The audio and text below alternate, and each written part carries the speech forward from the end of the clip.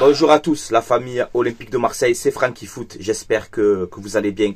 On se retrouve aujourd'hui pour une nouvelle vidéo, un petit JT Actu OM. On va faire l'avant-match ensemble, hein, OM Saint-Etienne, cette 22e journée de Ligue 1.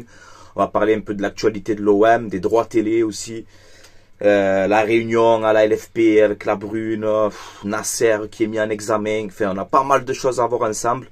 Donc installez-vous tranquillement, la famille OM, supporters marseillais, supportrices marseillaises.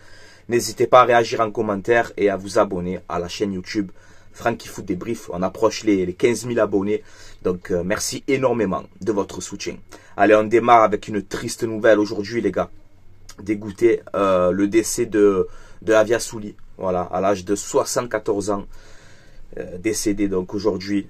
Toutes mes condoléances à sa famille qui repose en paix. Une personne, il était d'ailleurs au Vélodrome, hein, je crois pour OM Lyon, hein, là récemment. Voilà, quelqu'un que j'aimais bien aussi, j'avais contact avec lui, on s'est parlé quelques fois. Donc voilà, on perd quand même un grand monsieur et voilà, c'est triste, c'est vraiment triste. L'OM ils vont rendre hommage, hein. Il y a un hommage prévu au Vélodrome pour OM Saint-Etienne. Je me rappelle aussi de ses commentaires sur France Bleu Provence.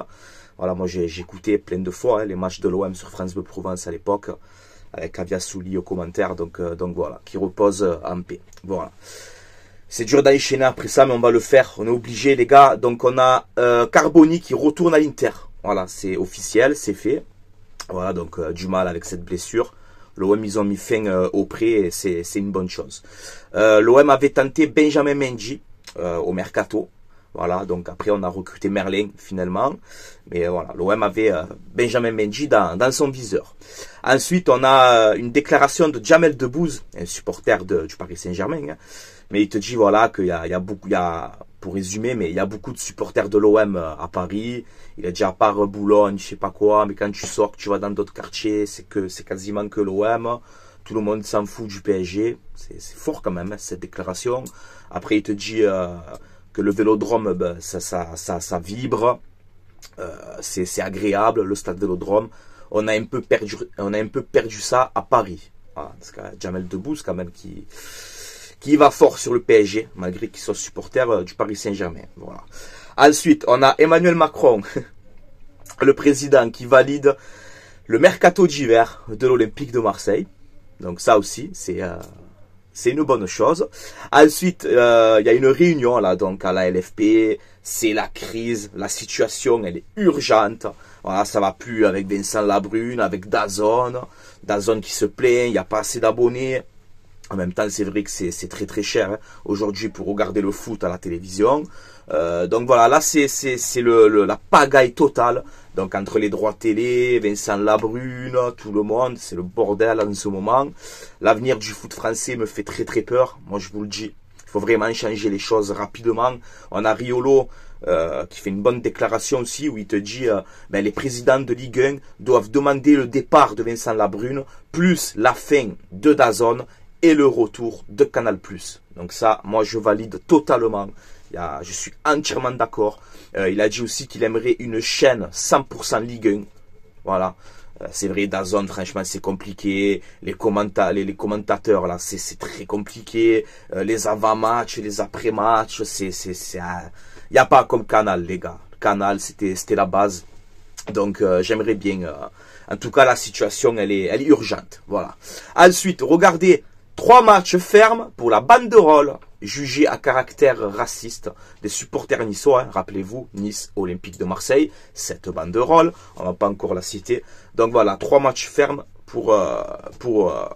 à cause de cette banderole. Donc c'est une bonne chose. Voilà, c'est bien qu'il soit sanctionné. Voilà, cette banderole, c'est une honte, encore une fois. Voilà. Ensuite, regardez les gars.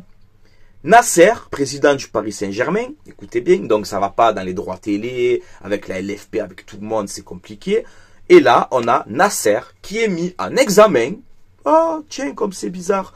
Complicité d'achat de vote, atteinte à la liberté du vote, complicité d'abus de pouvoir. Voilà, il est mis en examen pour ça. Le Qatar, comme par hasard, hein, le Qatar menace de partir. voilà, de partir du Paris Saint-Germain, menace aussi d'arrêter ses investissements en France, notamment avec beIN Sport aussi. Ça appartient, c'est le Qatar qui est dessus, qui a ça. Donc tu vois, c'est très compliqué en ce moment de partout là. Hein. Voilà. Par contre, on n'entend pas les gens là, hein. Parce que bon, quand il faut parler de Bernard Tapie, tout le monde est là, hein. Tout le monde. Je me languis de voir les avis des gens, hein, sur ce qui se passe avec Nasser aussi. Hein, parce que j'entends rien, hein. J'entends rien. Voilà. Mais de toute façon, la vérité, comme je t'ai dit, la vérité, elle va tomber. À un moment ou à un autre, ça va tomber. Un peu de patience. Hein, et on va enfin ouvrir les yeux sur tout ce qui se passe entre Nasser, entre le Qatar, entre la Ligue, entre tout. Voilà. Moi, j'ai mon avis sur ça. Et voilà, bon, on va pas polémiquer, revenir dessus, mais... Voilà, si vous, le Qatar, si vous voulez partir de la France, ben bon vent, hein, franchement. Au moins, on aura peut-être un championnat équilibré. Peut-être qu'on aura un championnat un peu plus équilibré, tu vois. Voilà, mais bon, je veux des avis et que les gens m'expliquent un peu sur Nasser, tu vois, qui est mis en examen. Et aujourd'hui, il n'y a personne qui en parle, tu vois. Voilà, il n'y a personne qui en parle. Par contre, de Bernard Tapie, ça ne s'arrête pas, tu vois. J'aimerais vous entendre maintenant. Voilà. Ensuite, les gars.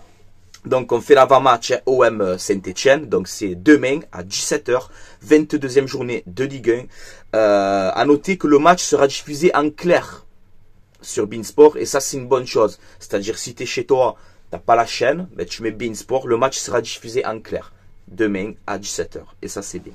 L'historique des 5 dernières confrontations entre Marseille et Saint-Etienne, que ce soit à domicile ou à l'extérieur, et on peut voir que dans les 5 dernières confrontations, c'est 5 victoires pour l'Olympique de Marseille. Cette saison, on a joué 2 fois contre eux déjà.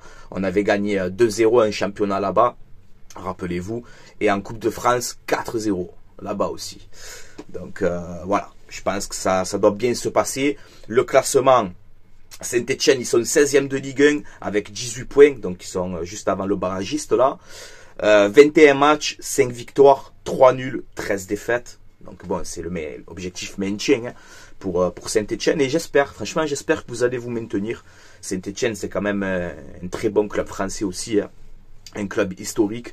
Donc c'est vrai que perso, j'aimerais pas aller voir en Ligue 2. J'aimerais bien qu'il reste en Ligue 1. Déjà qu'on a un championnat très très compliqué.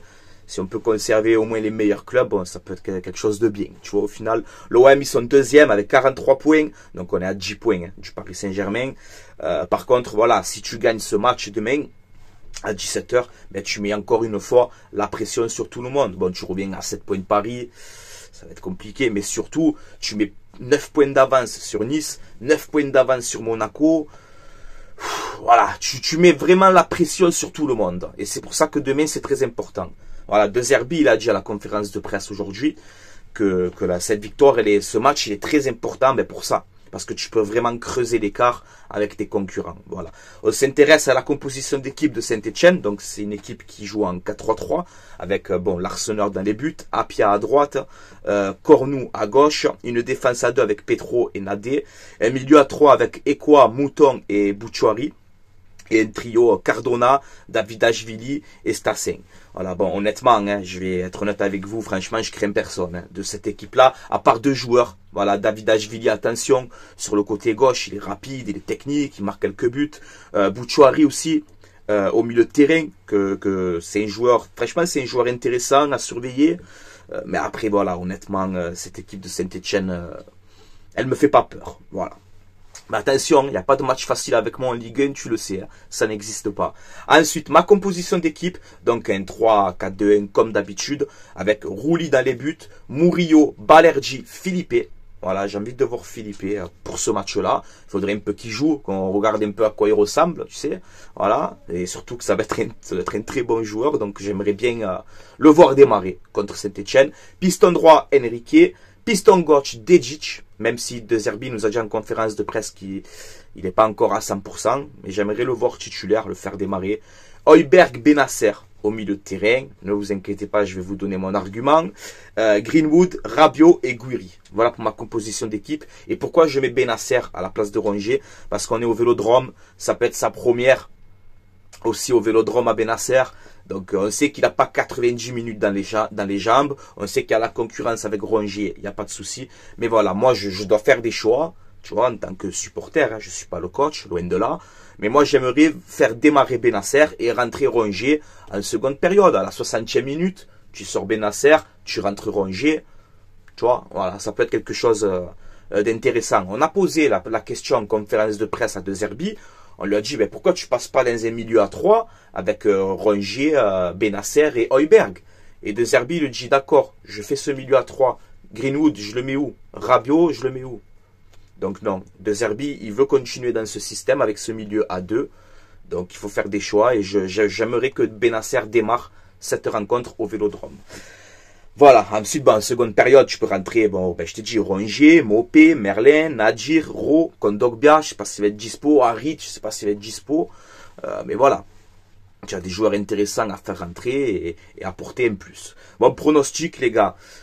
Bon, une victoire de l'Olympique de Marseille et j'aimerais bien un 3-0. Voilà, victoire nette et sans bavure, 3-0.